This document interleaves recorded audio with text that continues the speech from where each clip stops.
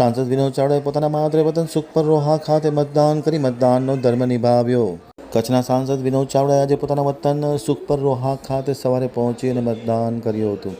મતદાન કર્યા બાદ આમતક ટીવી સાથેની વાતચીતમાં માહિતી આપતા તેમણે જણાવ્યું હતું કે લોકો સમયસર મતદાન કરે, ખાસ કરીને ઉનાળાનો સમયગાળો છે, ગરમી ખૂબ છે, ત્યારે સમયસર મતદાન કરી પોતાનો ધર્મ નિભાવે તેવી અપીલ કરી હતી।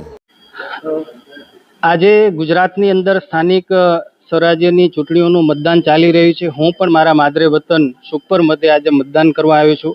અમારા ભારતીય જનતા પાર્ટીના જે ઉમેદવારો છે એમના માટે અમે છેલ્લા અનેક દિવસોથી પ્રચાર અને પ્રસાર કરી રહ્યા છીએ। ગામડાઓની અંદર જે પ્રકારે ડેવલપમેન્ટ થયું છે, દેશના યશસ્વી પ્રધાનમંત્રી શ્રી નરેન્દ્ર મોદી સાહેબ અને ગુજરાત રાજ્યના મુખ્યમંત્રી શ્રી ભૂપેન્દ્રભાઈ પટેલ સાહેબના નેતૃત્વમાં ગામડાઓની સુખ સુવિધામાં વધારો થયો છે।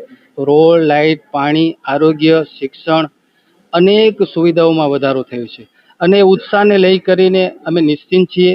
જે પ્રકારે મારો પ્રવાસ થયો છે, અમારા ભારતીય જનતા પાર્ટીના સૌ કાર્યકર્તાઓનો પ્રવાસ થયો છે અને સાથે સાથે મતદારોનો જે ઉત્સાહ છે, લોકોનો એક અલગ જ પ્રકારનો અંદાજ જોવા મળી રહ્યો છે। ત્યારે સમગ્ર કચ્છની અંદર આપણે જોયું છે કે બધી જ સ્થાનિક સ્વરાજ્યની સંસ્થાઓ એ ભારતીય જનતા પાર્ટી પાસે હતી। 6 ધારાસભ્યો ભારતીય જનતા પાર્ટીના છે। સાંસદ તરીકે મને ત્રીજી ટર્મ પણ કચ્છની જનતાએ મને પ્રેમ આપ્યો છે અને જે પ્રકારે ગાંધીધામ મહાનગરપાલિકા બની છે, હું મોરબીની વાત કરું તો મોરબી પણ મહાનગરપાલિકા બની છે।